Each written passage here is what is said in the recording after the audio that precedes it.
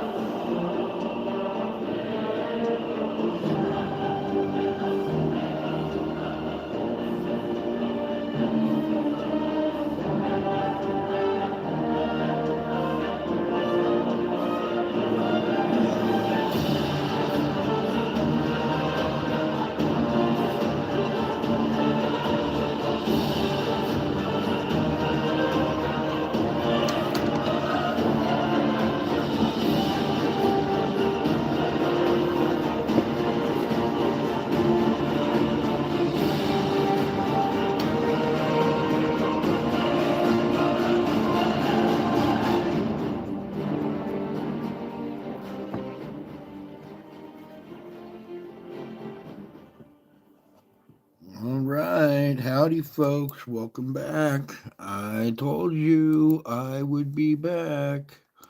All right, let's get this show on the road. Get rid of some of this opening here. All right, so there is your loop playing. Let's get this adjusted just a tad bit higher so you can see the date there. That's November 24th, 2024, 11/24/24. All right, so there's your loop playing. And let that roll for a second and let those of you with eyes at sea kind of see what's going on there before I start pointing stuff out. Meantime, I'd like to thank all of you for taking a moment of your precious time to be a part of this precious family. When you stick around for the spiritual report at the end, something magical happens, and then you understand how precious this family really is. Okay.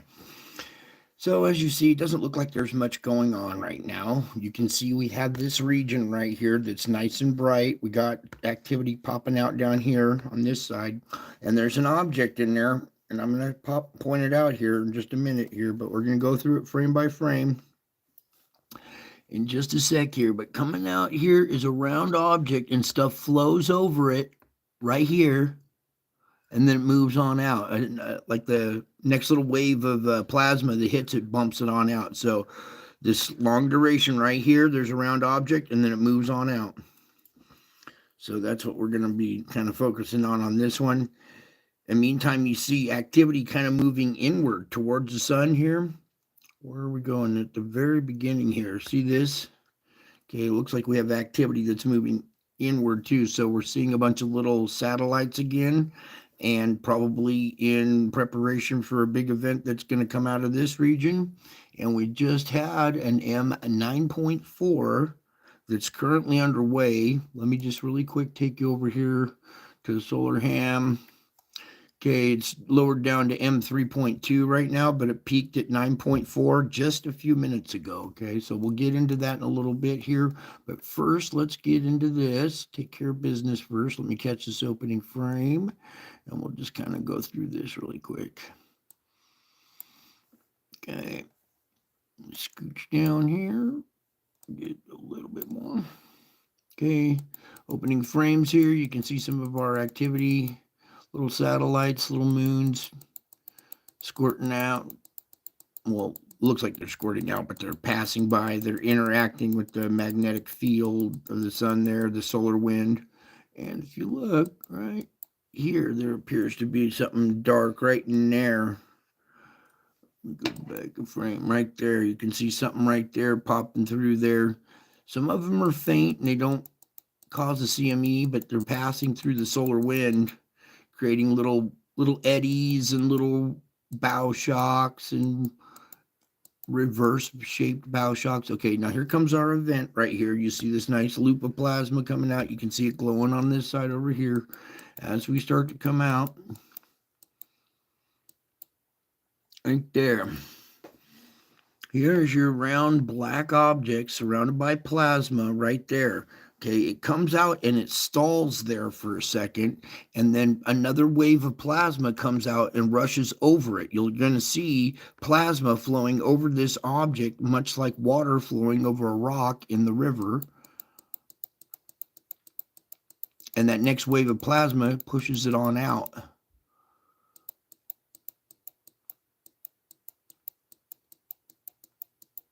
Okay, so there's your loop. I'm going to go ahead and start it.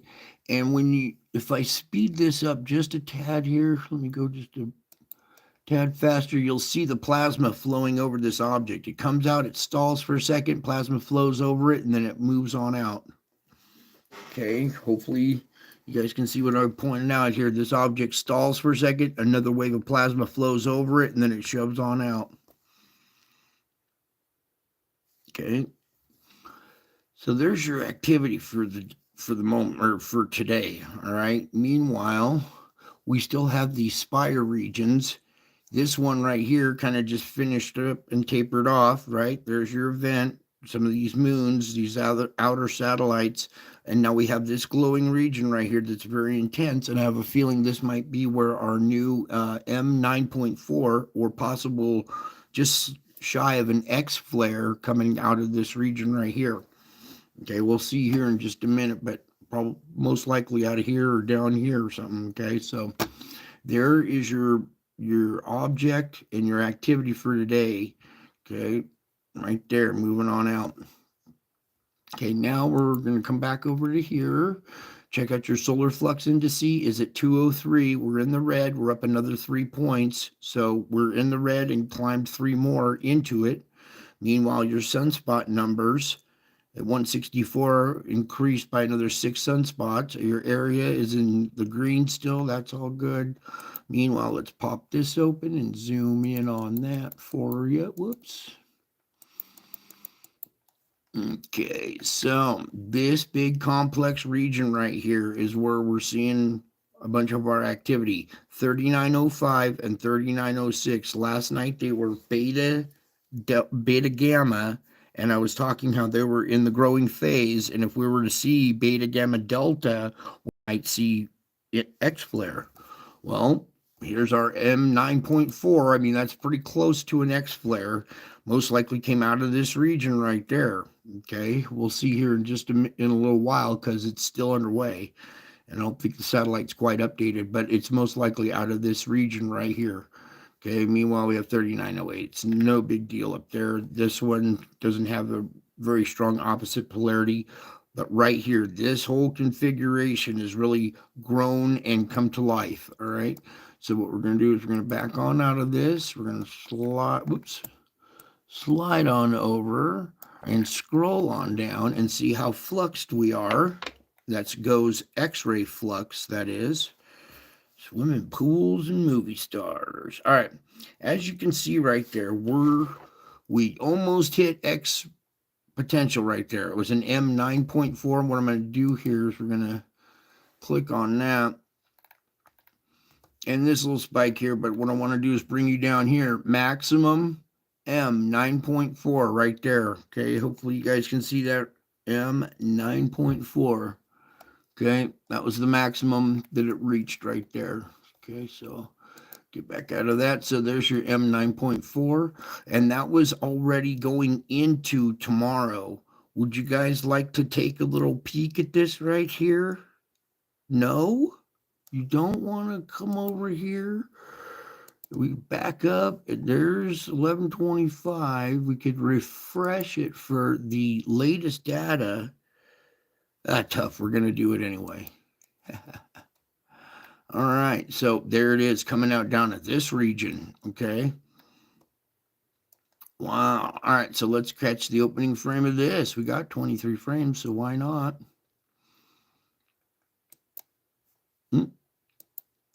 There we go. All right, let me slide just a little more. All right. Whew, here we go. So boom, boom.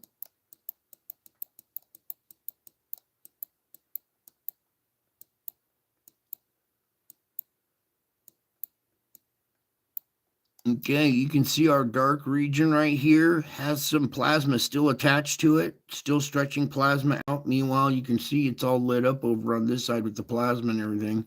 There appears to be something maybe down in this region too, right there. So I'll let you be the judge of that. You guys have eyes that see too, but you can see it stretching that plasma out on this side right here. So there's your new little M9.4 coming out of this region, not here. But look how this area is really coming to life now. You see it reaching out to something out here. This area is growing in intensification. We had a couple little satellites come out of here, so we're probably going to see our bigger event is yet to happen here. All right, now we're tapering off. It looks like it might be one of the little longer duration ones. It might come back down like this. So it's not going to be just this quick spike and stuff, I don't think. All right, so there's that. Let me back out of this. Meanwhile, your 3-day geomagnetic forecast, all clear for the next 3 days. Hopefully it stays that way, especially with this event that just happened there, happened right here. Oh, that looks like it might be coming, well, behind us, but it is heading towards the south. So we might see a little grazing from this here. We'll see what happens. Okay. Meanwhile, your X flare potential 15%. Probably should have been a little higher, but we didn't get an X flare. It was an M9.4, so just shy of an X flare. Okay. Meanwhile, let's talk about these. 3906 beta gamma delta and still growing. 3905 beta gamma delta and growing. Those are the two sunspot regions that we just looked at that were beta gamma last night, have now gone beta gamma delta. They got the configuration now, the potential for X flare potential, and they're both growing. And our event here came out of this southern region down here, not up here. So these are still growing. Our event hasn't, happened here and finished up, so they will continue to grow and until something happens there, and then they'll decline. Meanwhile, 3903 declining. These other ones are all stable. Your geomagnetic activity over here, our KP index, took just a little jump up there to about 4 and starting to, descend back down. Auroras are nice and faint right now, thankfully. Okay. Now listen up. The BZ component of the interplanetary magnetic field, or the IMF line, has been pointing south for the past few hours. -6 is where we usually get, a little concerned. It's at -8. All right. So it's been at -8 for the past few hours. Active geomagnetic conditions, KP4, is being observed at higher latitudes. So aurora sky watchers, especially around the Arctic Circle, should be alert. That's yesterday's article. Let me see if they got anything on the tracker, because they're showing this image right here already. So there might be tracking something. All right, not much. It's showing it going this direction, but whatever, not necessarily the CME could miss us, and the object could still pass by Earth, bumping into its magnetic field line or brushing by it, our magnetic field itself, causing an unexpected geomagnetic storm. Hopefully it doesn't happen. Everything seems to be kind of moving away. We'll see. This is still underway, so I doubt if these things have updated really quite yet. So there's that. Now we're going to come on over here. I want to do this spaceweather.com. All right, naked eye sunspots. All right, we hope you didn't throw away your eclipse glasses. Put them back on and look at the sun. You'll see 2 very large sunspot groups. Okay, those are the ones we just pointed out, 905 and 6. Okay, and because they are visible without magnification, astronomers call them naked eye sunspots. All right, this is the same picture for the last few days. Auroras over the active volcano, and I was just looking at it, thinking, we're gonna pass by this article, but then all of a sudden the face popped out. And I'm going to leave that there for a second.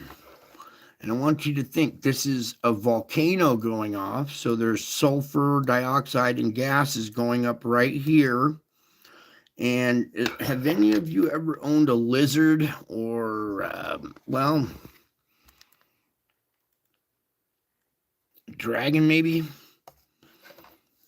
Because it looks like there's an eye here and an eye here, and this pointed nose coming down with its mouth slit right here, and its little nostrils are right here, and the smoke out of the volcano is coming from the nose region of this dragon. It's been sitting there for a few days, and I just keep bypassing this picture until tonight I looked at it. I'm like, oh shit, there's a dragon right there. Okay, for those of you with eyes that see, the spiritual realm is taking place in your clouds. Okay, that is more than just pareidolia. Pareidolia would be seeing, like a human face or something, right? What would this be called? Lizardolia or dragodolia? All right, so, and how ironic that there's a volcano going off right at its mouth, and the smoke is emitting right from like the mouth nose region going up into the air. I hear 3-dimensional pointed nose with this mouth slit down here. Very, very interesting. You can come over here, read about this article if you want, but we got to move on. So let's move on. By the way, dragons are real. Oh, Russian site. We're having issues with Russians. Let's pray that this site's working right now. Please, Lord, let it work. Oh, good. All right, so here we are at the Schumann. You could see today's activity, a roller coaster ride. We had good continuity, grinding, just this, up and down, pressure, back to normal, and, just this really, really bumpy ride. Okay, and that's an indication that pressure down below, right at the core shell, outer core, whatever you want to call it, the core shell boundary, and that core heats up, it swells in diameter and starts rubbing on the inside of the shell or the outer core. And we get this grinding effect, right? And it's probably freaking out the animals. It's just going from intense to normal, intense to normal. And it's not, all that intense, but it is fluctuating very, very abruptly here, okay? And some weak spots in between some of these too. So it's been a bumpy ride, but you guys made it. So let's get on over to the null school. Open up this site. Let's get our vortex activity going on. Okay, I'm looking for big storms. This one has finally moved through England and everything. You're seeing all the devastation and flooding and stuff coming out of the UK. Turkey had snow, all kinds of crazy weather over in this region of the world right now. Okay, just checking out. All right, we can talk about these two vortexes that are going on still off the Pacific coast here. This one's spinning around here. You got your other one going over here. So is what spinning backwards? Is it spinning backwards? Which one? Because that was like 30 seconds ago. So, but there's your vortex activity right here. If you want to be more specific, I'll try to answer that question. If what's rotating backwards, because we didn't really look at too much. All right, let's get into, there's a little vortex down here. Remember this hot spot that was opening up off of Java there? All right, let's get our sandstorm out of the way really quick here. While we're waiting for that to pop up in the chat again. All right, there we go. Now you can see that this plume has been drawn way up into Europe, way up into, starting to go towards Russia, okay? And it's being, stretched out across the Atlantic as well. It's just not as intense, but it's there. Okay, there's the intensity. There we go. Camera doesn't like this color, so. But you can see reaching across the Atlantic, covering that whole hurricane genesis zone in there. Okay. And then here's Australia with its own little sandstorm. South America having its own little sandstorm as well down here. Okay, so it's not just Africa. There's other regions around the world that are having their own little independent storms. The eyes over here are still there. They're just not as intense, but you can still see there's activity in this region getting very intense over here. Okay. You got to remember, this is a particulates too. So a lot of dust, sand, a lot of particulates for water to adhere to, causing heavier downpours in that region. All right, now let's move on over to our SO2. Remember, this is sulfur dioxide, not carbon dioxide. This is basically vaporized magma. Magma in gas form, kind of like, all right? So sulfur dioxide, the gas that surrounds the magma down below. Here's your country divided right there. Bleeding out on the right-hand side, perforations in the crust on the other side. There you go. If you guys hang in there, maybe we can unify and we won't be so divided. Okay? Trying to get the wavy lines out of there. But I want to pop on the fires just in case we have any kind of new activity lately.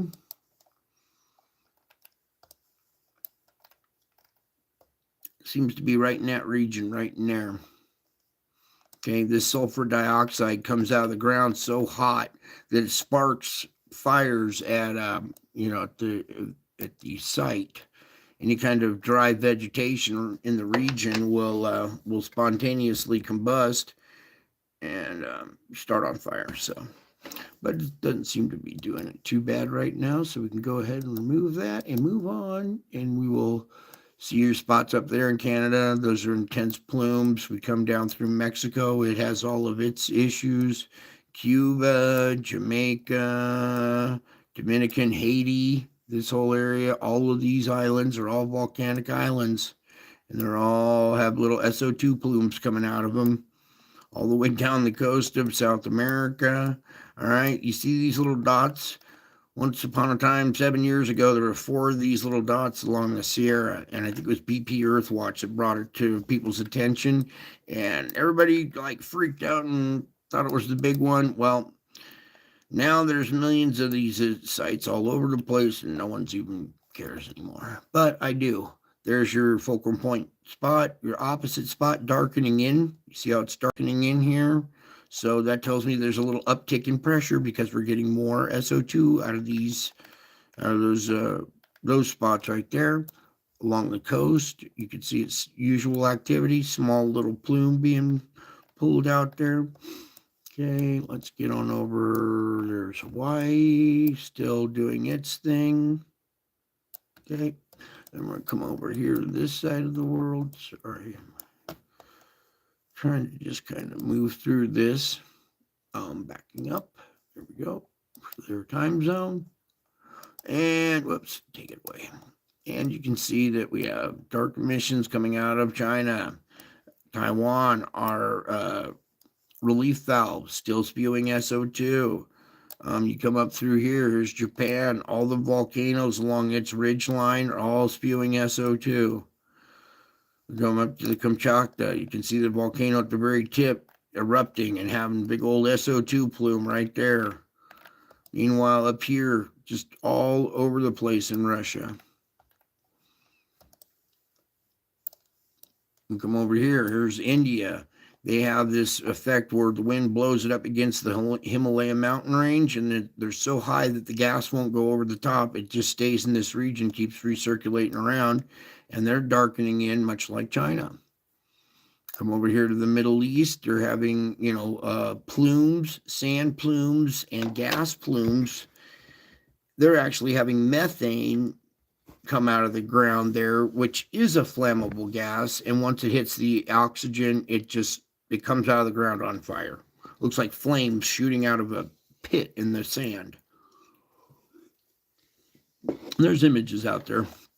I'll try to find them again and bring it to you one of these days in the intro. But they're having issues there as well. All through Europe, all through Asia. Here the desert's so thick and dense that it doesn't let it permeate through the sand, but you can see all the way down to South Africa. All right, so everybody having their issues. We come over here to Java. We check in on the purple island of Java, which acts as a relief valve in this region. And when is the flare happening? It's happening right now. Is that a question right there? Yeah, it's happening right now. We'll touch base with it here in a minute. We need to let it continue progressing. It's a long duration flare, so we're killing some time by doing the show. We'll come back and touch base on it. Thank you for that question, DeHaven. All right, so let's get back to business. Australia still has its issues, okay? I want to touch base over here. Fiji, volcanic island, deep quake region right here. Start of a plate boundary system right here. Here's our pencil-like island with a couple of SO2 emissions. So these SO2 emissions, like a slow leak in a bicycle tube, when pressure comes into that region, it relieves the pressure, so keeping earthquake magnitudes down and activity down in that region.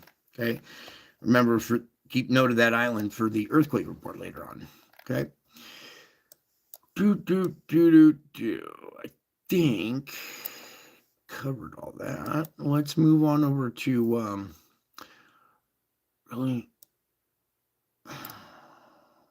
let's just do the ocean one first. Can we do that one first? All right. We're coming over here. These are your sea surface temperature anomalies. These are happening because of ocean or vents on the ocean floor, either seamounts or fissures opening up on the ocean floor, emitting hot water, steam, magma, all kinds of great hot stuff, creating these heated areas. These are anomalies. And when you get a hot water patch next to a cold water patch, well, hot air over this, cold air over that. Hot air rises, cold air rushes into a place, and we get rotation and storms building because of our plumes. Meanwhile, we're going to come in here. We have Java, our region, our relief valve, and it's doing the best it can. But it seems that we have had so much pressure in that region that something has opened up here along the plate boundary system, and we're seeing hot water plumes right off the coast of Java here. Okay, same with Australia and all that region right there. Look at what's going on down here now, you guys. Whoa!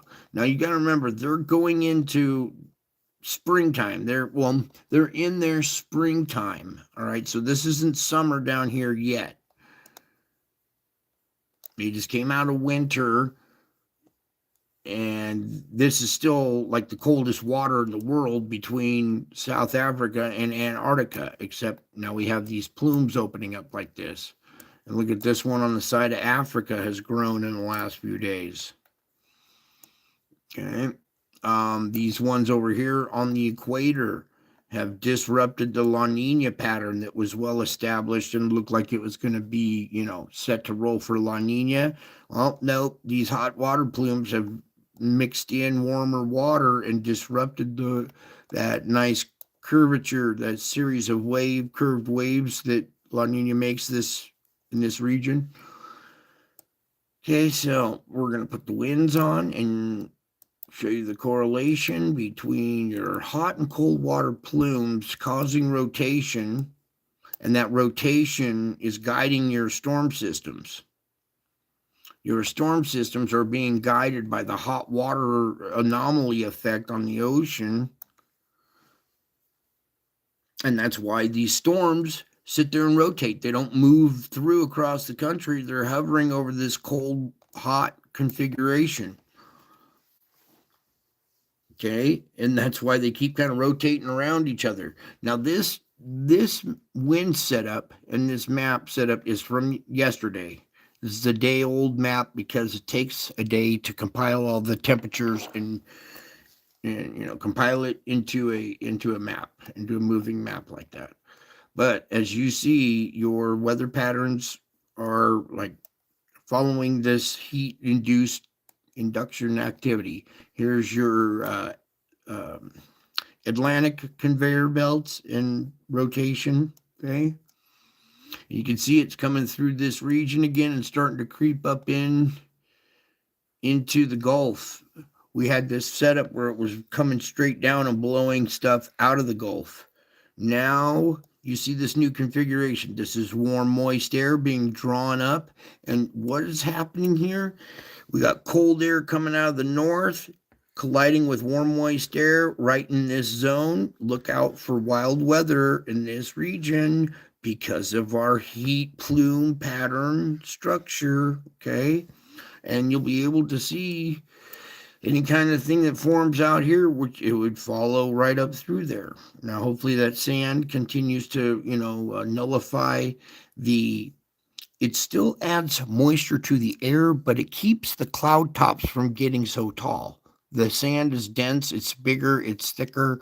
It keeps those thunderheads from getting so tall and making violent hurricanes. So the sandstorms quell the hurricanes, but they do add to the water effect. All right, just heavier is all. Whew. Okay, so there's your conveyor belt setups. Your Atlantic one and your Pacific one. Now, really quick, I want to come in here, turn off this wind for a sec. We jump into Taiwan here. This is your fulcrum point on a plate boundary system right here. So a lot of earthquakes and a lot of pressure getting relieved at this area. Well, lately we've seen a lot of SO2 out of here and not so much earthquakes. So many earthquakes, I should say. And now you can see right next door, you see this little yellow patch starting to grow right there. There's a plume that opened up right here. Since our earthquake activity has kind of come to, not to a stop, but has slowed down, pressure in the region is built up, and now we have a new opening here. This little opening has relieved pressure in the area, so we'll probably continue to see earthquake activity stay quiet or, low magnitudes in that region because we have a new path of least resistance that opened up, transfer of pressure Now it's all coming out of this region, so we'll probably see earthquakes in this region. In fact, this map was yesterday, and on yesterday's earthquake map, I think we had an earthquake right there, didn't we? Okay, really quick, I think we covered all the rest. Did we cover Java? Yeah, here you can see these hot water plumes coming off the plate boundary system right in there. All right, so, all right, I guess he wants me to do this. So we did SO2. We're going to do a CO2 report, okay? Because CO2 is carbon dioxide. It's not a greenhouse gas, it's plant food. Now, really quick, I want you guys to see on this color scheme, blue being the more intense, brown and the darker colors less intense. Okay, so before we get into this, I want you to see the concentrations over America. All right, we got a little bit coming out up here, a little bit going on, very light though, in that region. Now we come over to China, and you can see that they have a lot of this CO2. Okay? If you're going to tax people for CO2, well, here's the culprit that emits more. All right? But we don't need to worry because CO2 is plant food. Plants eat CO2 and put out oxygen. So we need CO2 for plants to eat or ingest and produce oxygen. Here in this region, you can see it's a very forested jungle area, a lot of plants. They eat a lot of CO2, so there's less concentration there. Okay? Just to kind of clear things up. All right, so don't think that CO2 is bad. CO2, carbon dioxide, is actually the plants ingest that. Okay? Just so you know who your culprits are. Okay, now really quick, we're going to do SO4 as well.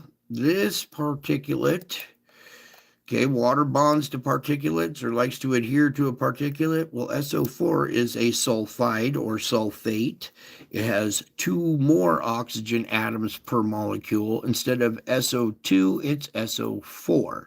But the thing about this SO4, no matter if it's man-made or coming from the ground, is that when it bonds with water, when it adheres to water, it actually chemically bonds with it. It does something different. It actually bonds with the H2O. When you get H2O bonding with SO4, you get a new chemical compound called H2SO4, which is known as sulfuric acid. And what you're looking at are the sulfuric acid in our storms. Okay, these storms swoop it up, they get stretched it on out. You can see where a lot of it comes from. All right, so there's a lot of sulfur quad oxide. All right, it's SO4. So layman's terms, I just call it sulfur quad oxide. And it adheres, it bonds with water, creating a chemical compound known as sulfuric acid. And this is because of all your volcanoes and stuff too as well. Now we're going to go back. We're going to put it over here back on the sea surface temperature anomalies for our earthquake report next. You guys are hanging tough. You know that? I got to hand it to you. Most people can't pay attention past, well, our short ones. Attention span's even shorter now. But you guys are doing fine. So let's move on. You notice the quake in the Wanda Fuca area, huh? We'll talk about that in just a minute. Let's get this started, though. Okay, deep quake region. We've seen a little uptick in pressure being relieved, building up, relieving, like we saw in the Schumann. So we'll see deep quake activity. There's your mid-range 4. It's a little higher, 0.6 instead of a 0.5, but still mid-range 4 down at 593. That puts higher magnitude energy into up to the surface. It sends waves up to the surface. It's down deep, causes surface activity. We usually see right here at the beginning, but lately this little island, the relieves pressure. SO2 has been keeping earthquake activity down in this region. We are seeing now, finally, a 5 at the surface. This is your textbook typical activity. Mid-range 4 down deep, 5 at the surface. It's relieving some of the pressure here. 4.9. What do we do with 4.9s here? Okay, so our first little earthquake in this region in a few days, all right? So, but the rest of the region really quiet, okay, because that relieves some of the pressure right there, as well as this little island doing the same effect. We also have active volcanoes along that chain too, relieving pressure. Notice nothing going on at the island, nothing in this deep area. We have a lot of pressure being relieved here with our hot water plumes, Semaru, SO2 emissions here, but there's still a lot of pressure in the region, kicking off a 4.3 here at the surface, here on Sumatra, just across the way from Java. Okay, this strait right here, the Strait of Sunda, the Sunda Strait right here has Krakatau, the son of Krakatoa, currently active right there too. Okay, so one of the deadliest volcanoes in human history, right there in this little pocket, is currently active, and we have earthquakes and all kinds of stuff going off right next to it. 4.3 at the surface, definitely scrubbing energy right there. Nothing through that whole region. Let's come on over. Now, yesterday, here, let me, we'll do this in a second. No fulcrum point quake here. Remember, we saw this new plume opening here, relieving pressure. Now, we come over to this quake that's right next to it, a 5.1 at the surface, scrubbing energy right next to this volcanic flank here. So, right down there, 5 energy at the surface, a little tad bit higher. What I wanted to do here really quick is go this quake right here from yesterday. Yeah, the 21st, day before yesterday, whatever. 4.5 here is right where that little plume has now opened up. Maybe this little earthquake may have shifted something in the strata, allowing magma to seep up through and create a plume there. Because earthquakes can do that. They relieve energy, and they also make stuff shift around down below in the strata. Okay, so now we're going to go back to that. Take that away. Thank you. Okay, coming back up through here, we have a little quake at this region, 4.5, down at 24, close to the surface, but still kind of volcanic activity, or on a volcanic feature. There's a 4.4 down at 339, volcanic ridge, this whole island. Okay, so on the flank of a volcanic ridge is indication of pressure down below. Matching magnitude up there, same depth. Okay, where else do we need to cover? Come on over, do this region really quick and do America last. Okay. 4.1 down at 125, quick magnitude check in this region. 3.7s, we had this little quake flurry out here yesterday. It's still continuing with some 3.8s, 3.7s, mid-range 3s. What's going on over here? Same kind of magnitude. Okay, so we got 2 little spots over here relieving pressure in this region. And they're still up at, high 8, almost 4 magnitude. So definite indication of uptick in pressure in the region. Coming down through this area. 4.6 down at 148. South of the fulcrum point. 4.8 at 114. Okay, let's hop into America. So many volcanoes going off on the Kamchatka Peninsula that we don't see fulcrum point quakes very much here anymore. They used to happen here all the time. Dutch Sense would call one and bang, it would hit right here all the time because it was a focal point. He was correct on that. Speaking of which, I agree with a lot of what Dutch says. We agree on some stuff, not on everything, but You know, he's a good guy too. He tries hard. But no fulcrum point quakes because of all the volcanic activity here, relieving pressure in that region. As we come into our microquake area through these volcanic islands, no microquaking. We're actually seeing 4.1 down at 231 right there. And on the other side of that ridge, we see a 3.7 at 191. Okay, so there's some a little uptick in magnitude right there, indication of pressure down below. Coming up through your fulcrum point area, all kinds of little microquaking. They're all small. Your biggest is a 3.3 there. We come over. Oh, look what just happened while we were doing. Aren't you glad we waited? Current quake 4.6 just happened off the coast of Washington. Headlines, breaking news, breaking headlines. Everybody in Washington, you just had a 4.6 off the coast at the surface there, okay?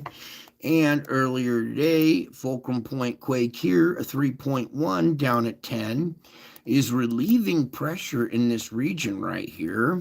We're going to come back over to our temperature thing. Mind you, this was yesterday's temperatures. Okay, here's the little tip of California right here where the Wanda Fuca comes out, goes up. You can almost see the little lines right there. Okay, so these quakes were right in this region right here. Let me pull it down and get in the color zone here. So I expect to see maybe a little change here in this temperature. It might reduce and we'll see more cold water, come rushing in to replace this or whatever, and we'll see more cold water in induction in here, possibly changing and lightening the effect of the vortex. Okay, we'll see what happens here, but we have definitely seen two quakes here already. This is a good one right here. This 4.6, this is beautiful. It doesn't cause damage. It doesn't do a tsunami. It's relieving a fair amount of pressure. Okay, not enough to, like I said, cause a tsunami or do any damage like that, but that's a good way to relieve pressure right there and a good magnitude. So when people freak out and think, oh no, this is an indication of a big one out there, no, it's just because we got some pressure in that area. You can see the red spots in this area pushing, up underneath there. So it caused a quake. That quake relieved some pressure. Let's just hope it didn't shift any kind of strata work and we see a new hot spot open there. Okay. Meanwhile, current new one right here, just now too, a 1.4 over here. We're seeing activity right now in the Pacific Northwest. Now I'm going to zoom in here. Here's Mount Rainier. Here's Mount St. Helens. Okay, we got two earthquakes on the flank of Mount St. Helens. They're not very big magnitude. It's an indication that there's pressure in this area. You can see it happening. You got your quakes, two current quakes, and activity at volcanic sites. Nothing at our fulcrum point. Slight little 2.1 right above the geysers. Nothing through the Bay Area. Well, just right here, 1.6 on the San Andreas there in the Bay Area, but everything kind of quiet. Actually, quiet in magnitude, but we have had recent activity. 1.2, not bad. It's really small stuff. Okay, and this is inside that teardrop feature. See this teardrop feature that I keep pointing out? Well, look right on the edge of it. Bang. Current quake. Inside of it. So this little dome type feature that's kind of here in the plate boundary system right here, you can see pressure underneath is causing activity inside of it and on the edge of it. Yeah, we already covered all those. So I think, no, we're not done yet. A little magnitude check here, 2.3, that's normal for our new normal. Way up here, okay, that's Oklahoma. Nothing on the New Madrid, but I did see up here a little quake outside of Columbus, or Columbiana, Ohio. 1.8. So new little spot, little path of least resistance kind of opening up right here. Some place to watch for a little bit. watch for another quake in the next round of pressure. And when we see odd quakes like this, let me make sure there's no like really specific features or anything. Yeah, this is one of your diverse quakes. It's not on a plate boundary system. It's not a volcanic feature. It's odd because of the pressure down below is causing earthquake activity in odd places, in diverse places. There's your diverse quake. It's not much. It's just a 1.8, but it's not in your typical zone. Okay. If it were all through these fault works and this lattice work, fine. If it was up along the craton, fine. But that's a little different spot right there. So when they say diverse, that means different from your normal activity. And we're seeing a little uptick. I'm seeing a little more red on the map right now as we're talking. Our current conditions here might be inducing a little activity. Let's refresh that. It is coming down. It's down to M1.0 now, and you can see that it's going to be one of these long duration events there. So it maxed at M at 9.4, and caused a little bit of earthquake. Just a little uptick in activity right now. All right, so we're done there. Let's go ahead and do a volcano report. Please, Lord, we have a volcano map. Let's leave all those. All right, let me try to get this positioned a little bit better without their commercial. All right, you can see 37 erupting, 33 in warning.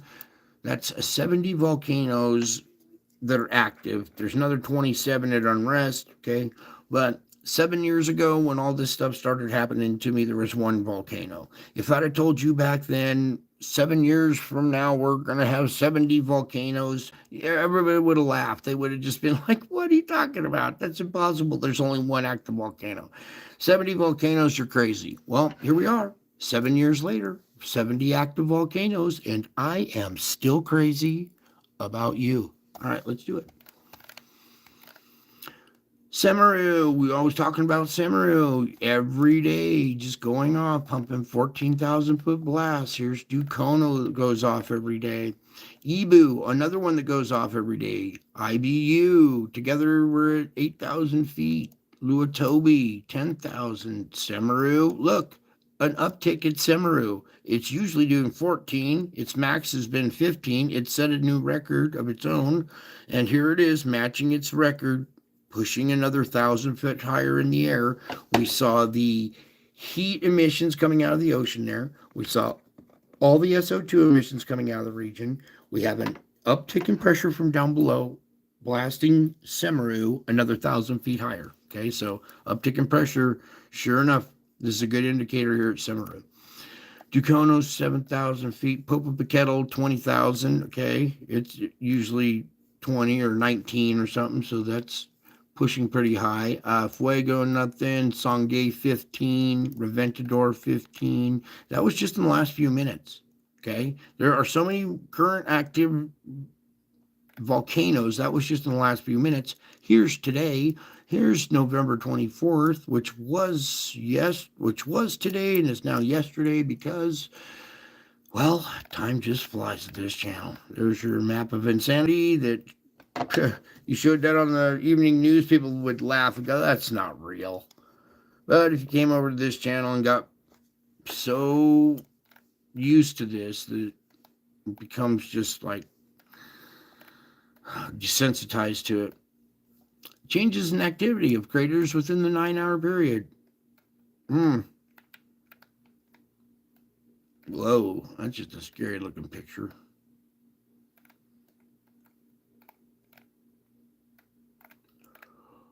Okay, ooh-wee. Excuse me. Svarensky on Iceland, still doing up and down behavior, back and forth, ebb and flow, pressure. When a pressure comes in, it burps. And then it calms down. All right, Tsunoshima, 7,000 feet. IBU, together, last reported, 10,000. That was Luatobi, 10,000. Semaru, East Java, 14. So earlier today, It was 14,000 foot blast, and just a few minutes ago, it was 15. So we've seen an uptick in height, which is resulting from uptick in pressure down below. Whew, you guys are getting this. I love it. Ducono, 10,000. Popocatépetl, 19. Again, here we see another 1,000-foot increase. Earlier today, Popocatépetl, 19. Just a little while ago, 20,000. The same increase, 1,000-foot increase in height of the blast, both at Popocatépetl and at Semeru. Gee, I wonder what's going on. Fuego, Nevada del Ruiz, 20,000. Sangay, 19. Reventador, 16. Again, here with Reventador, 16, and we saw it at 19. All right, that's another increase. These are the lists of insanity. Don't get desensitized by these lists. These should not exist. All currently erupting on this side. That means currently. A lot of times they don't talk about this one. Krakatoa. Here's the son of Krakatoa, currently erupting on the current erupting list. It has been for a long time too, by the way. Here's Nevada del Ruiz. We saw it currently erupting. That should be over on this list. See, they kind of spread stuff around on these lists to make it look like it's not such a big deal. But that is...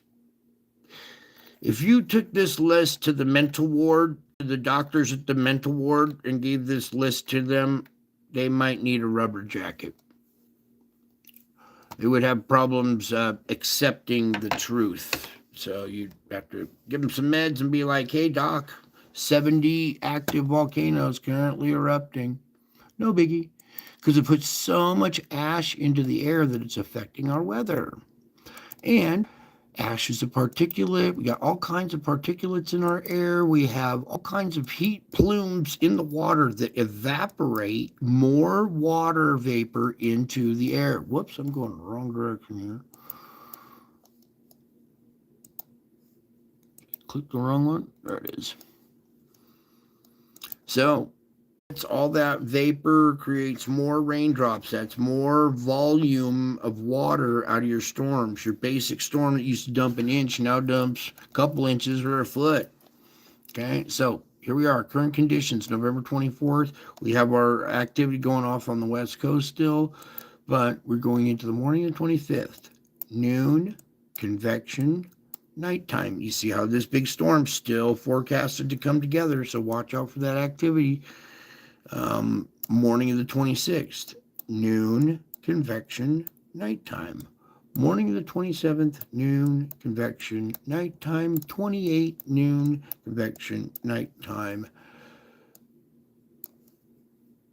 29, noon, convection, nighttime. 30, noon, convection, nighttime. 3rd, November 1st. All clear for a little while. There's another impulse around right around the 2nd there, but that's all subject to change now. We saw an earthquake out there. Weird how an earthquake could affect your weather. Huh.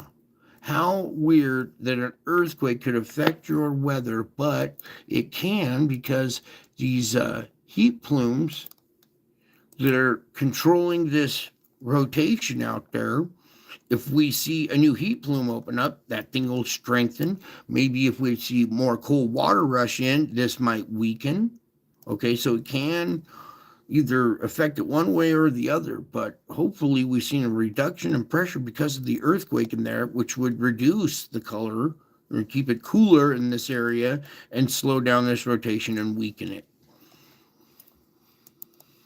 All right, so there's your weather forecast, your astrophysics, geophysics, and now it's time for, well, what everybody would call metaphysics, how you work. And a lot of that stuff can be disturbing, and you need to take a break from it. So when you understand that this is all part of the plan, then you will be able to understand how to take a break from said script, the scriptures, the ongoing live action movie called Your Life. Okay. So we're pulling up some images here. Boy, Lord's been pushing me to do this one thing all day today, and I'm kind of gonna have to save it till the very, very end. And it's only for people that really trust, because it's gonna really test our relationship. Okay, but in the meantime, we're gonna just do our reading first, because I hear people out there. I feel you. I sense you. I know what you're going through, and I got some help coming right now. So hang in there. Everybody take a deep breath while I get set up here.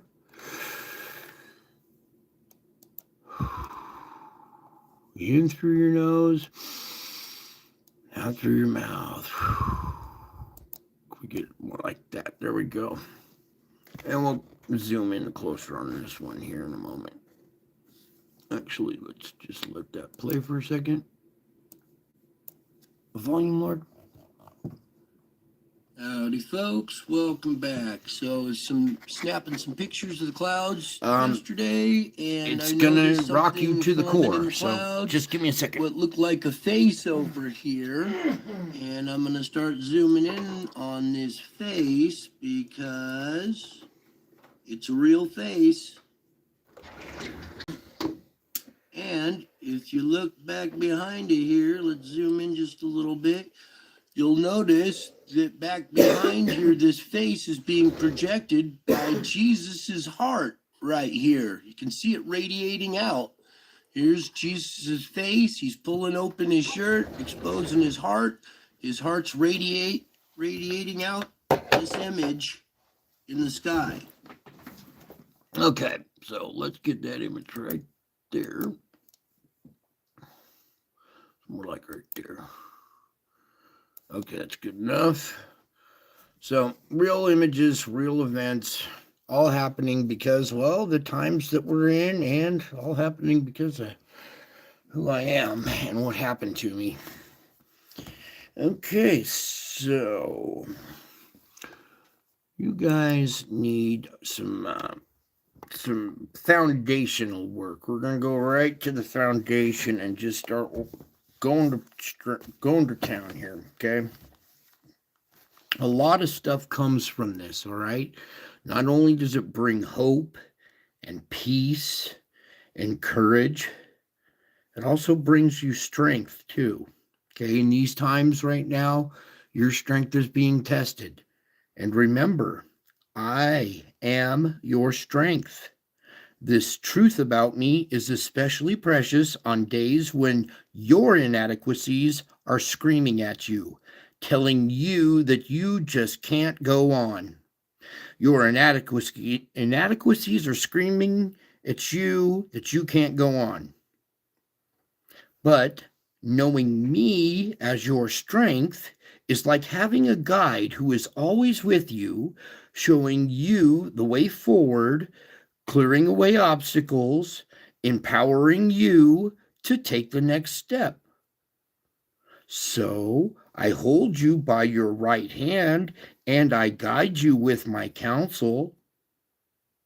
And since I know a lot, I've been through a lot of experiences, my counsel provides the best wisdom imaginable.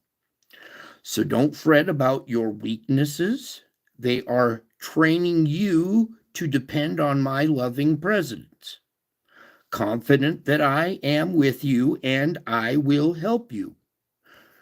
Okay, your weaknesses are training you to be dependent on my loving presence. And when you're dependent on my loving presence, we were talking about these spiritual achievements give you confidence, right? When you see answered prayer, that gives you confidence. These are training you, giving you that dependence on my loving presence, and you are confident that I am with you and I will help you. There's where your confidence comes in. Depending on my living presence, knowing that I will help you. That's where your confidence comes in. Your world becomes less threatening when you throw off the pretense of being able to handle things by yourself. We always have this bad habit of jumping into stuff feet first. I got this, right? I do it all the time too. I got to back up. Whoops, I forgot to pray before doing that. No wonder why I'm having problems. So it's good to pray before you jump into stuff. Confident that I am with you and that I will help you. That's that's what makes things less threatening, and it throws off the pretense of you being able to handle things yourself. Now, I meet you in your weakness. That's where we meet, is in your weakness, huh? I meet you in your weakness, and I use them to draw other people to me. I use your weaknesses to draw other people to me. Did you know that? Did you know that your weaknesses are being used in another fashion as well? I use them to draw other people to me. My light shines in and through your inadequacies when you keep looking to me, your strength. That's when your light shines, when you're looking to me, your strength. Let this love light flow freely through you, filling you with joy that overflows into others' lives. That overflowing. Remember, we were watching that object come off the sun and then another wave of plasma going over it. It's like it's flowing over it. It's overflowing. That's what it kind of looks like, all right? When your joy overflows into others' lives. It's like washing over that object, kind of that same effect. All right? So, as we get deeper into these days, people's hearts are going to change and they're going to fret and they're going to have insecurities, and you're going to be like a rock and they're going to want to confide in you or talk to you. So, when people bare their souls to you, that's when you are on holy ground. Your responsibility is to listen and love. What's your responsibility? To just listen and love. It's not too hard. Just listen, just love. If you jump in with both feet, like we were talking about, trying to fix their problems now, shit, you can't even do your own. How are you going to jump in with both feet and fix theirs? So if you jump in with both feet, trying to fix their problems, you pollute their holy terrain. Some people will retreat when this happens, and others may be too wounded to realize they've been violated. Either way, you have spoiled a splendid opportunity. Okay, so try not to spoil these splendid opportunities, because that's what they are. You don't see them as that, but they are. They're these splendid opportunities, and we have these bad habits of spoiling them because we don't listen and we don't love. So when people bare their souls, listen and love. Okay, you don't have to correct them and try to fix their problems or spell it all out for them, because sometimes they got to figure it out on themselves, and you pollute their terrain, their walk. So it's kind of tricky. You got to be careful not to spoil these splendid opportunities. Now, to function effectively on holy ground, that's when people are bearing their souls to you. So to function effectively when people are bearing their souls, you need the help of the Holy Spirit. Sometimes you don't want to hear what these people have to say, or you want to, interrupt. Ask the help of the Holy Spirit. Ask him to think through you and listen through you and love through you.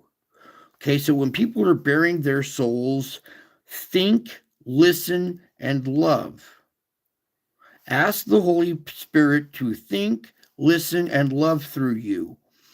As the Spirit's love shines through you, my healing presence goes to work in the other person. Okay, you see how that's working? So you just think, listen, and love through the Holy Spirit, and then the Spirit's love shines through you, healing the person healing the other person. Okay? That's how it works. So while you continue listening, your main role is to direct the person toward me and my bountiful resources. Okay? Which you guys have been doing. And it's working. So if you follow these guidelines, both you and the other person will be blessed, Tom. It blesses not only them, it blesses you too for helping them see or helping them find their way. So while you continue listening, while you continue thinking, listening, and loving through the Spirit, both you and the other will be blessed. They will connect with my unfailing love. Here, let's put that unfailing love right there, right up in your face there. Unfailing love. Okay, so as the Spirit's love shines through you, my healing presence works on the other person. You follow those guidelines, my unfailing love will connect at soul level, and I will show them the way they should go. So listen, think, and love through the Holy Spirit. Those are the guidelines, and they bless you and others as they connect to my unfailing love at a soul level, and then I will show them the way they should go. It's kind of like you can't just go telling everybody, Brian Knight's this so-and-so. No, you lead them here, and then I guide them. So as you listen and love in dependence on me, like we're doing right now, my Spirit will flow through you like streams of living water, refreshing your soul. Doesn't it? Doesn't this stuff just go right through you like streams of living water? Doesn't this stuff just refresh your soul and give you hope and give you strength? Give you tolerance to listen to other people's, to listen to other people and love other people? Okay, I got a couple more things here for you, so hang in there. So these things that we're working on, these are fruits, these are things of excellence, okay? And if anything is excellent or praiseworthy, think about these things. Think about such things. Okay, now this may sound easy, but it's actually quite countercultural again. People who work in the media almost always shine their spotlights on what is wrong. Not what's right, on what is wrong. They rarely bother to report good things that are happening, especially the many good things that my people are doing. That my people, you guys, they don't report on what you guys are doing, do they? So, having a positive focus is not only countercultural, it's contrary to human nature. It's hard to have a positive focus. It's contrary to human nature. It's countercultural. Your mind is a magnificent creation, but it is deeply fallen. Okay? As a result, seeking to focus on excellent things does not come naturally to you. It requires persistent effort, that striving that we were talking about. It requires persistent effort, striving, making the right choice over and over again. Each day, each of these daily, moment-by-moment choices that you choose to look forward to what is good, okay, not what is bad. So you got to be careful in your choices. If you choose to put bad stuff in your head, well, you're going to get that back as your result. So it's important to focus on things that are excellent and praiseworthy.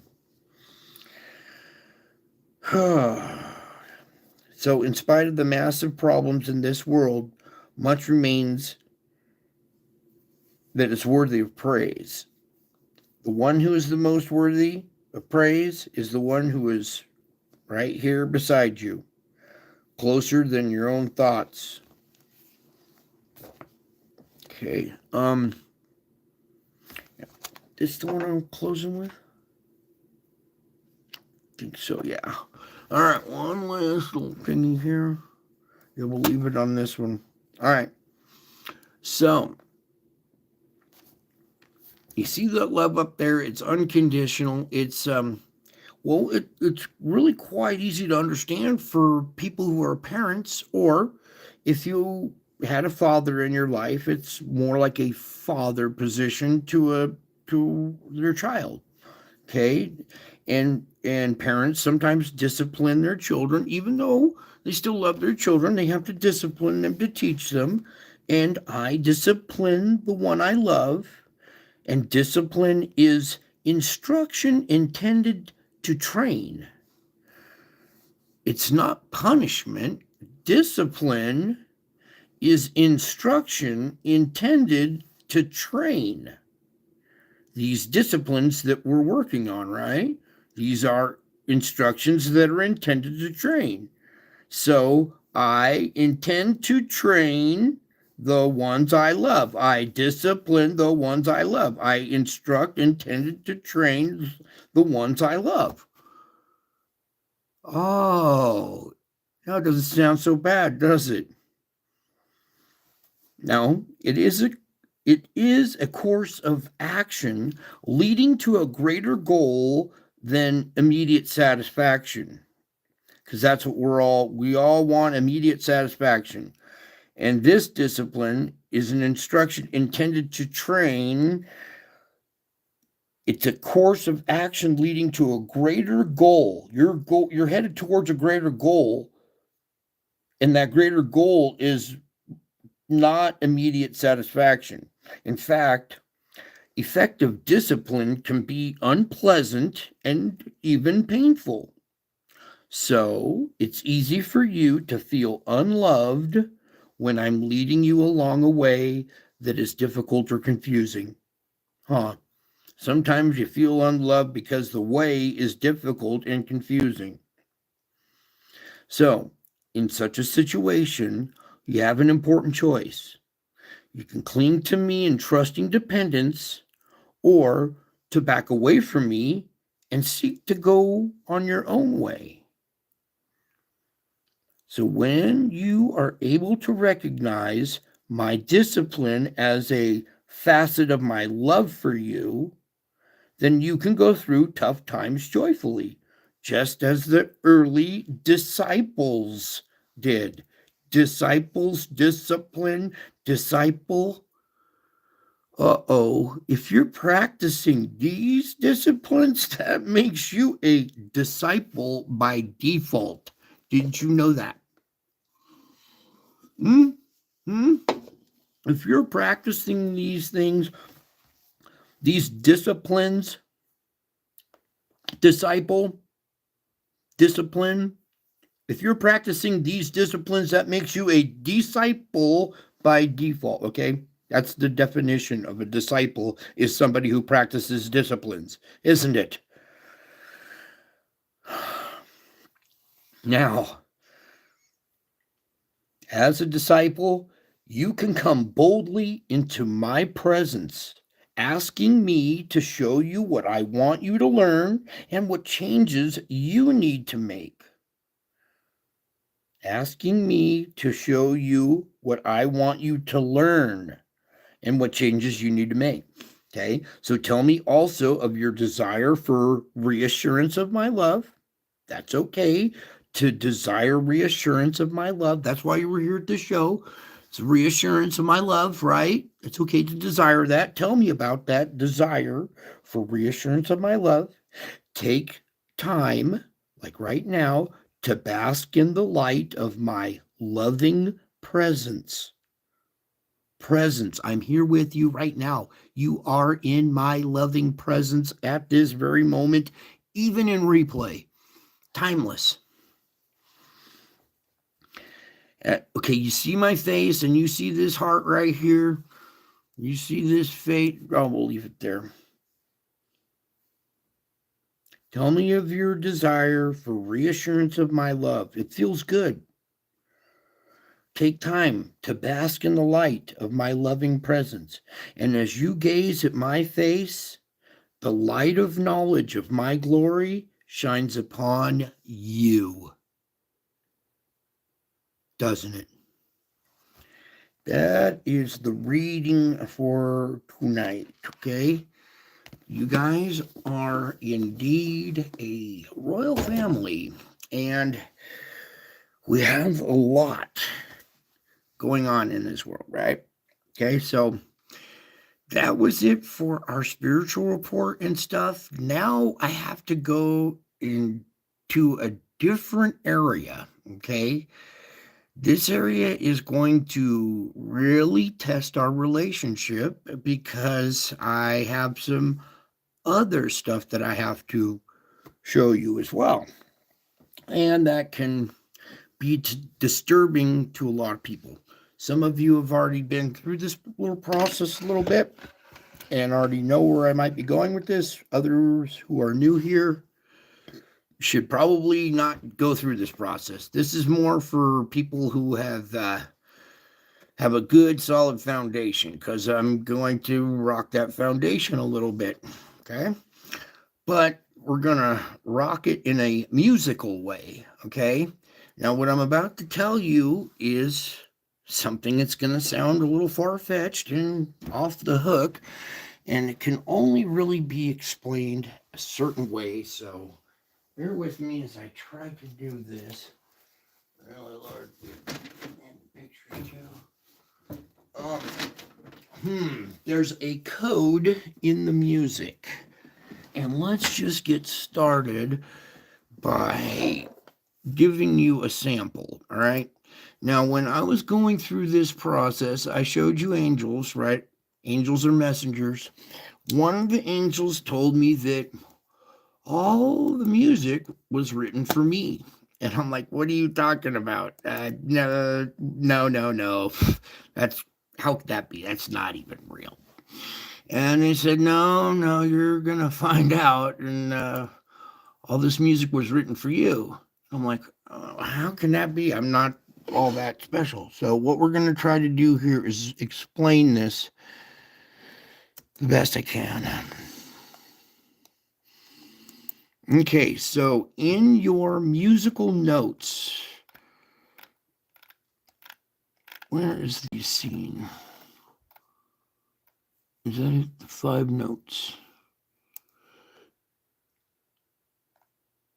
Yeah, there we go. All right, so we're going to open up this. Now, in music, for those of you who aren't very musically inclined, there's patterns and rhythm in music. Music's written in 4/4 time, so there's 4 beats per measure, right?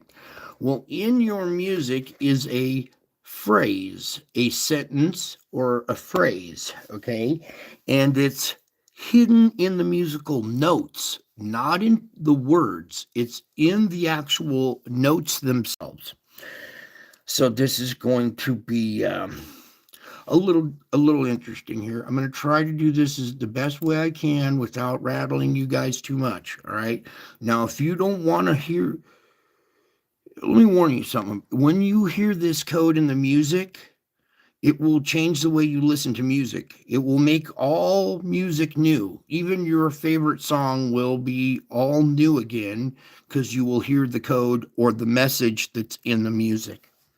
All right, so it's a disturbing message as well. So that's what's kind of hard about all this. So if you like the show the way it was and you don't want to have a different perspective on this show, just tune out right now. Otherwise, what we're about to dive into is going to be at a deeper level, okay? So in these notes, it actually gets introduced in this movie. You know the 5 notes. Do, do, do, do, do. All right, well, those notes actually are saying a sentence. When you speak words, You change inflection, you change notes. There's actually musical notes in your voice that are changing according to your words, right? So when you say a phrase, it actually comes out as a musical sentence. For instance, this phrase, these notes are 5 notes, okay? Music is in 4 notes, so there's a extra note. So it's playing a bar of 4 notes, and the 5th note is left hanging a little bit longer.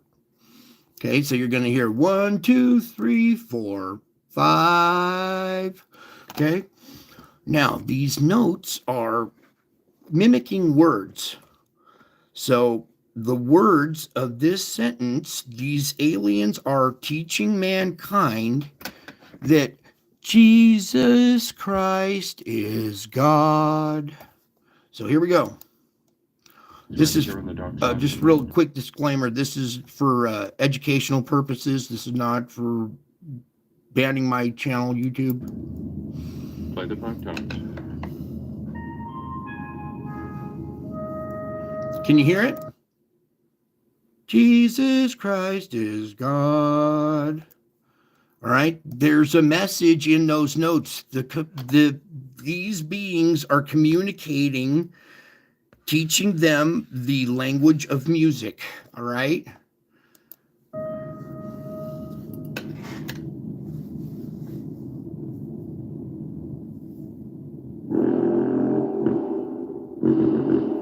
Now the ship just answered back with something different.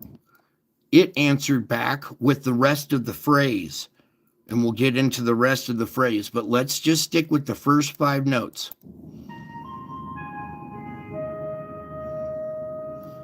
Notice how they hang on the last note.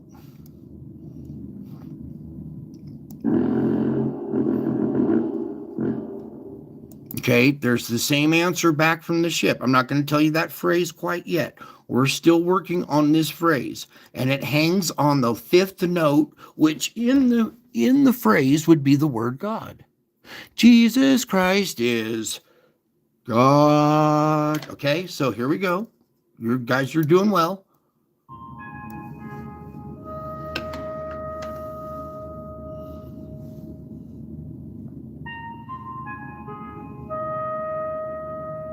He's like, I've heard that before. What's that? Something familiar about that.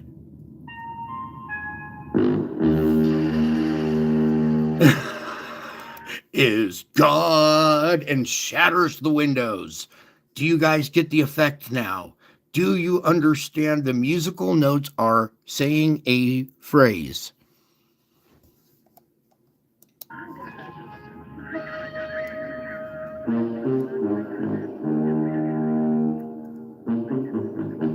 All right. So we have just learned the first part of the phrase, okay, in musical notes. Now, what's weird is this phrase continues on. There's a second half of the phrase.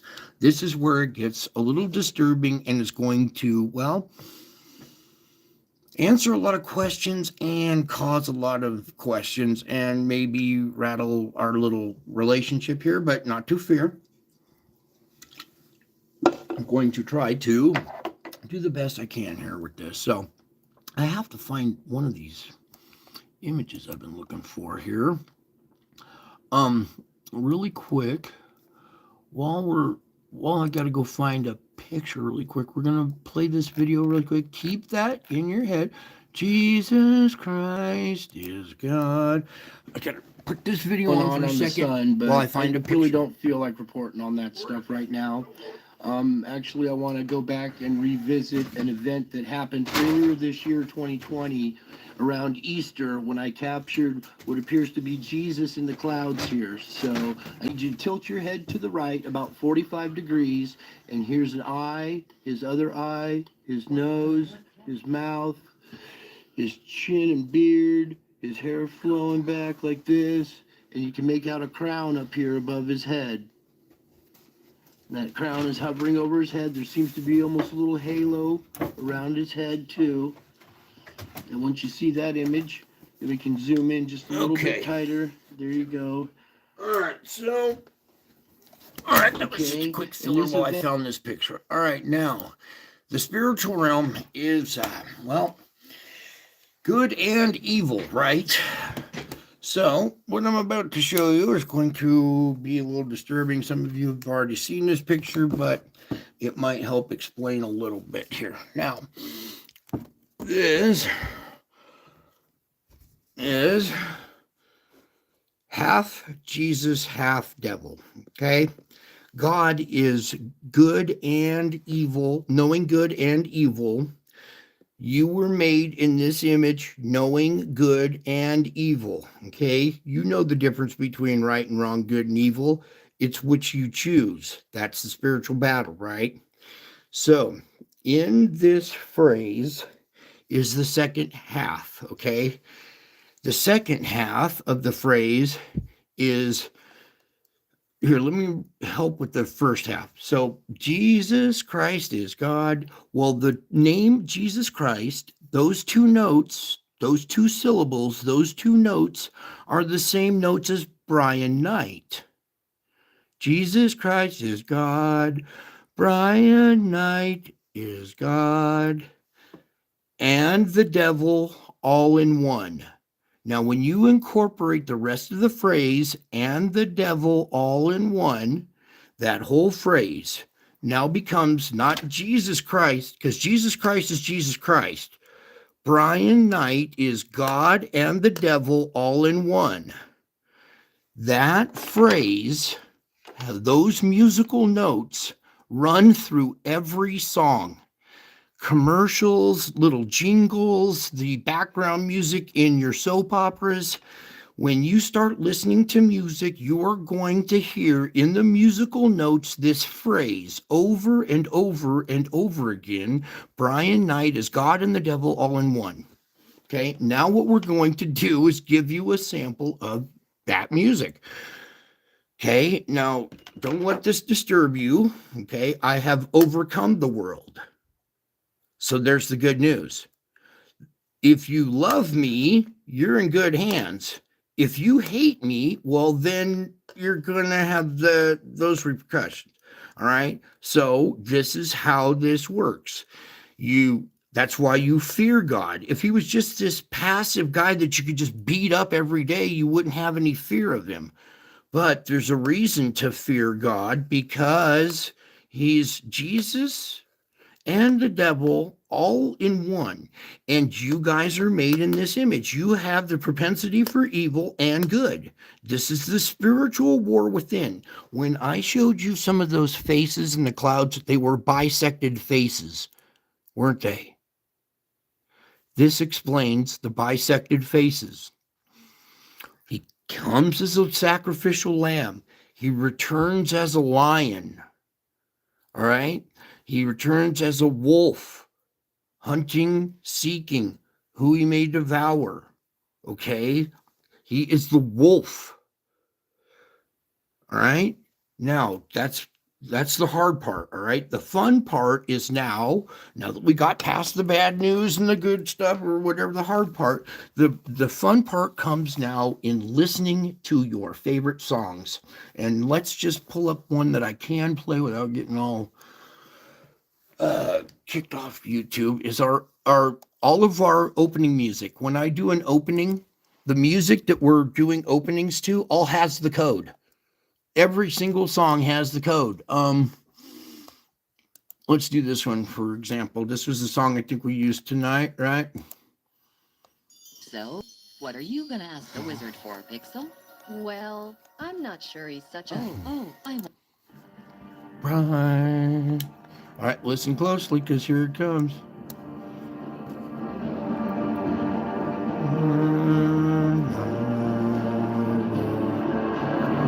Brian Knight is God and the devil. Brian Knight is God and the devil.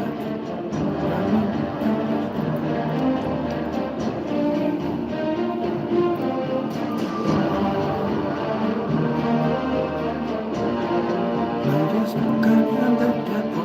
Brian Knight is God and the devil. Brian Knight is God and the devil.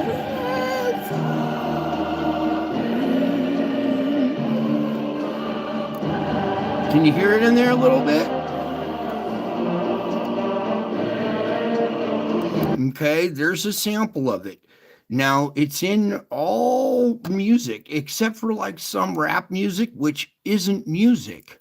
So when a lot of this music that you hear, you know what the notes are that are coming. It sounds familiar, and the reason why music grabs your spirit and makes you feel a certain emotion is because that phrase is in there. It's powerful. It's grabbing you and it's singing to you subliminally.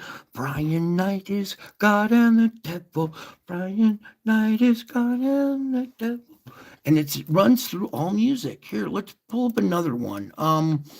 What's another one we do openings to? Oh yeah, one of my favorites. It's Star Wars. All of Star Wars music has the code in it. All music has the code in it. Let's pull up Duel of Fates here. Okay, and now once you hear this code, you're gonna hear it in all your music. It's gonna be hard to unhear it. All right, but you'll be able to enjoy it.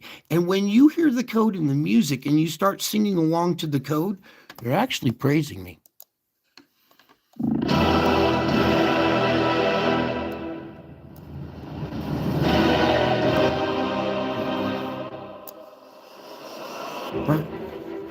And night is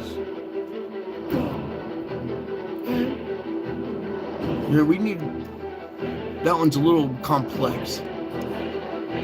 We need something a little slower, but all your classic rock, all your stuff that sounds like it's like satanic rock or whatever, is actually has the code in it and is telling you a story about my life, really. And I had no idea that this was going on in the music until these angels told me about it. And I'm like, what? You got to be kidding me.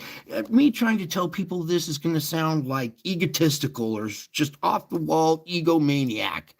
But it's not. It runs through every song. And I think this one's one of the better ones.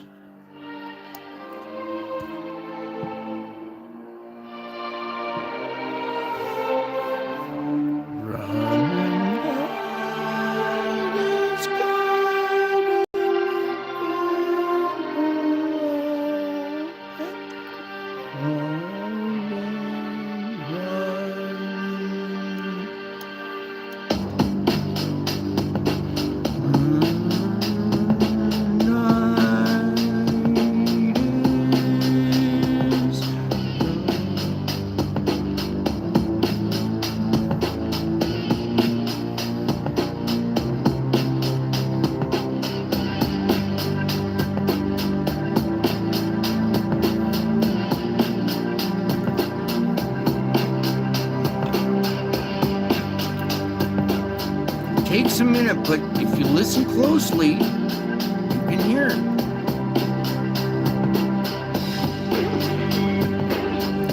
Brian.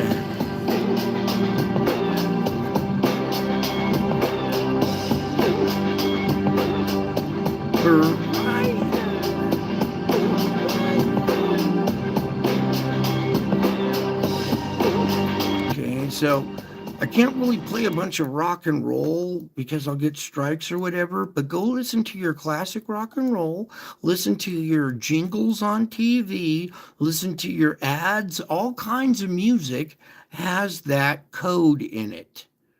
All right. And when you start hearing that code in every single jingle and every song, it will make music all new again.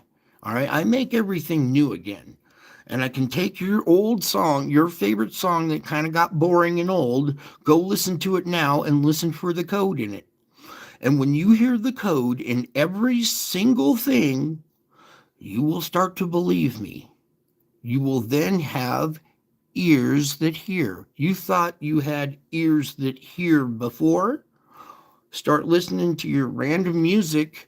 It's even in country music, it's in opera, that you can't write proper music without using that phrase, without using that code. That code runs through, it makes music sound proper. If you don't use the code, it sounds like noise instead. All right. Kind of looks like me here, doesn't it? Again, my face showing up in the matrix. They use Neo to look like me, and then they pull off this stuff. And this is all hints at what's going on with the music playing the code in the background. Do you see the whole picture all together now? It's more than just this little picture of the face. It's more than just the spiritual realm. There is the music backing it up. I wish I could play some really good rock right now. What's another good example?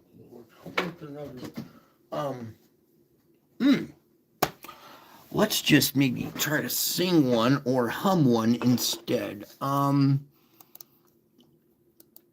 Let's, for instance, hopefully some of you guys are from Generation X and you like good old AC/DC, right?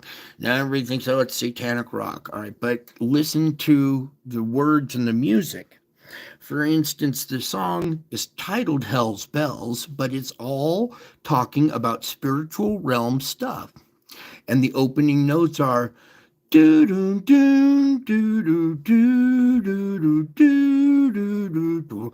Brian Knight is God and the devil all in one. Brian Knight is God and the devil all in one. Brian Knight is God and the devil all in one.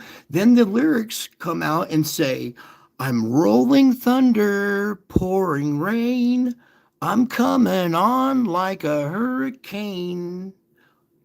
Those are biblical words. Those are biblical things that they're talking about. When you understand the code, you will hear the divine messages in your music. The words you thought they were singing about, the love song was not about Sally. You replace that name with the word Jesus. All of a sudden, it spells the whole story. Wait until you start hearing this in your music. You're going to really bend an ear and you will have ears that hear. All right. And when you hear it everywhere, it'll kind of drive you bonkers. You're going to want to wish you could shut it off. And you can if you like focus it off and go back to enjoying your songs and forgetting about the code. But you will have a new way of hearing this code that runs through all music. I wish I could play some really good samples for you, but YouTube would be like, oh, you can't play that, you can't play this. It's all my music. It all has my name in it. It all has my phrase. It all belongs to me. And when you understand that Satan is the master of music, right? The God of music. Oh, never mind. We don't have to pull up that picture. Then it makes sense. Okay. I'm the master of music, master of the air, master of the clouds, master of relationships, master of broken hearts, healing hearts, everything. I'm God and the devil all in one. All right. And for those of you who love me, you have nothing to fear now, huh? Now that you're on my good side, you have nothing to fear. It's all the people who hate me and who hate you. Uh-oh, you got somebody on your side. The people that hate you are going to run into some issues, aren't they? They're going to run into me, aren't they? Eventually, they're going to run into me. And if they hate you and they hate me, well, then they're going to see the other side of me, aren't they? But you will still know your rock. You will still know your foundation. You will still know your foundation because you have built a relationship with me. Okay? You know you're all good with me because I love you. You give me moments of your time. You come over here to listen and study. And when I show you gnarly facts about myself that are disturbing, you're still hanging in there with me. Okay? That's why it has to be a relationship. So I can open up and tell you these other issues without fear of losing our friendship. Okay? Now, a lot of people will say, oh, he's this, he's the Antichrist. Well, that would be true too. So, how can a lot of things are going to change here, and your perspective is what's going to matter the most. And you're going to need this foundation. That's why I keep showing it every night. These are all real pictures, okay? That's what's so important about this. To understand who I am. And when you hear that code in your music, everywhere you go, you can smile, and your favorite song will remind you of me. It will remind you of our relationship together. Every song, your favorite song we've been singing together, has been about our relationship together. Did you know that? That's why you have a favorite song. That's why you like it so much. It's because it's praising our relationship together. So go pick out your favorite song. Favorite songs, plural, not just one. Go start listening to all different kinds of music. Test it out on some of the commercial jingles. Test it out on some of the I hear it everywhere. It's true. It's everywhere. And I had no idea about this. And I'm like, why would every song be written for me? I'm not all that special, blah, blah, blah. Now it makes sense. Now I understand. It's more than just songs being written for me or written about me. It's so you guys can enjoy the music and enjoy praising at the same time without fear of being, oh, this is satanic and it's rock and roll. No, it's still singing the truth. It still has the code in it. And for those of you who like music and want to learn to play music, you can write masterpieces by simply using the code. If you stick to those notes, to the way that phrase, Brian Knight is God and the devil all in one, you can write masterpieces without even being Mozart. I think Marf over at Marfugel has picked up on it because his music has improved. I hear the code in his music all the time. So he's purposely, intentionally trying to, work it into his program. And the more of this you work into your program, the more joy you will find in this life. All right. It's a very embarrassing detail about me. Hey, this is all great and hunky-dory. I get to inherit this, right? It's all great. And, oh, yeah. No, I also get to inherit something else. All right. And it's very, very difficult. It's very hard. So as trying to be as open and honest with you guys as possible about all this, give you a little tidbit into your identity, my identity, and how you can enjoy your music. I was going back listening to some old Christmas music from the 50s. The code is in the old music as well. So when you're enjoying your holiday music, you can still hear the code in there and enjoy your music in a whole new way. Or if you don't like to, block it out and pretend it doesn't exist and just go about listening to your music the way you used to. Otherwise, for some of you who have found results in these disciplines, you're a disciple because you have practiced these disciplines. You have found that peace that transcends your circumstances. You have found a new perspective on life. Your difficulties are now challenges to overcome. When you overcome those challenges, you have a victory. You get a glory. It's called a glory. And you get a victory, and a victory each day. You're overcoming something. So you're going from glory, from a victory, overcoming something, and then something else happens and you overcome it, and then you overcome something else. So you're going from glory to glory to glory. And I take all of all this adversity, make glory out of them, and I make collages of all your achievements through Jesus Christ. Okay? It's progress, and then it's perfection when you include Jesus in it. Okay, it's hard to do because there's so many distractions in the world that will take you here and there. All right, so when you need help, it's there. Okay, when you get too wound up, caught up in the world, unplug, take a moment, take some few deep breaths, pray, find me in that moment, and then go back and salvage that day and continue to bring that light into other people's lives. If we all practiced this, do you think this world would be a better place?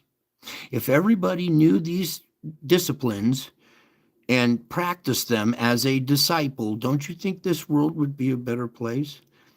You need to pray for world leaders right now because they're losing their minds, right? They have no idea that I'm here, that I'm back. If they did, they probably wouldn't be behaving this way, right? Don't you think that this knowledge might change world leaders' minds and stuff too? Okay. So continue to pray for them. Pray for everybody. I pray for you guys. I'm so thankful that you give me time and some of your trust, okay? Because it helps you and your mental health, all right? And it gives you strength, courage, hope that you can bring into other people's lives who are going to need those very three things: courage, strength, and hope. I freely give this to you because it's something that I found that I like to give to my friends. I give this freely as a gift to you guys, all right? It's important that you understand the times that we're in. When these things come to pass, look up. You will see me coming in the clouds. This is me in the clouds, coming with power and great glory. Not like Hollywood portrayed, okay? We're all finding out that Hollywood and all those guys were a bunch of liars and actors and portrayers, but they're not the real deal. And they portrayed things wrong, and they got everybody all worked up into thinking that the rapture is going to happen and that people are just going to disappear and airplanes are going to drop out of the sky and smash into all the mean people down below because they deserve it, right? Oh, because they deserve. Oh, see, that whole idea right there was flawed in the first place. People aren't just going to zap, disappear, planes falling out of the sky, stuff like that. No, it's different. When you see these things come to pass, lift up your head. Look up. Your redemption, your Redeemer, is near, drawing nigh. He's near, isn't he? Your redemption draweth nigh. Your Redeemer is right here. When you see these things come to pass, look up in the clouds. You will see me coming in the clouds with power and great glory. When you see me, you would be caught up like a good book, like a good YouTube live stream.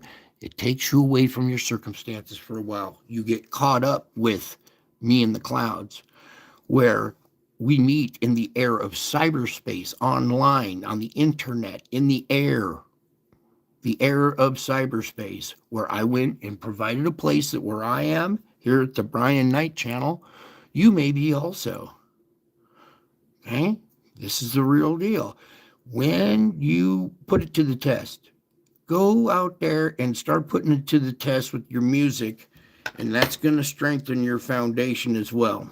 Okay? You thought you had ears that hear my voice. You're going to have another set of ears that hear me in your music as well.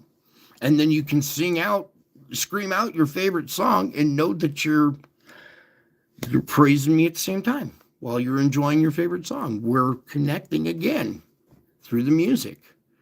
All right. So it's a very disturbing code, but when you understand what it means and that I still love you, it's more for the people that hate me, then you will feel very secure in our relationship. Okay? There's perspectives on this. Knowing that I love you and that you can trust in your foundation, you're all solid. It's for the people that hate me and don't believe me, they're going to have to learn the hard way. You gave me your time. It was well worth your time, wasn't it? Okay? For eternity it was. All right? I love you guys. I miss you guys. All right? What else? I think that's going to be it. That music one was a hard one. I don't like doing it, but the Lord's had it on my heart all day today. With every song that came on, too. You got to tell him. You got to tell him. You got to tell him. You got to tell him. I'm like, oh. So I have to risk things, too, and go out on a limb. Thank you for being understanding. thank you for your patience and your time. You guys are doing awesome at this. You are finding peace and joy in your circumstances. You are looking at your difficulties now from the proper perspective as opportunities to grow. And you guys are just growing like weeds, man. You guys are going to town. And I'm so thankful that you tried it out. You have nothing to lose. So give it a try. If it doesn't work at first, keep trying. Okay? Don't leave until the miracle happens. All right? I love you all. I miss you all. Until my next show, I will be back where we can meet in the air again and get caught up together. All right? In the meantime, go test out your music. Enjoy your music. Try out some of your rock and roll and some of your favorite songs. It runs through all proper music. Now, some rap songs have it in there because they work for the industry, but some stuff doesn't. And you're struggling with the code. Okay. It's a simple series of notes that say the phrase, Brian Knight is God and the devil all in one. Sometimes they repeat all in one, all in one, all in one. Those same notes 2 to 3 times over is the same phrase, repeating it and repeating it again. But listen closely. It takes a little bit of focus. But when you first hear it and it all clicks together, you're going to giggle. You're going to laugh. You're going to go, oh my God, this song this whole time? That's what they're always telling you subliminal messages in your rock and roll, right? And everybody's spinning records backwards. No, no, no, no, no. It's in the actual musical notes. Dun, dun, dun, dun, dun. Why does that note, those 5 notes still stick in your head today since when you first saw that movie? Those notes still stick in your head from when you first saw Close Encounters. You even recognize that tune a little bit too. You're like, hey, that has a ring to it. I wonder why. It sounds familiar. I wonder why. Well, because it's been the code the whole time.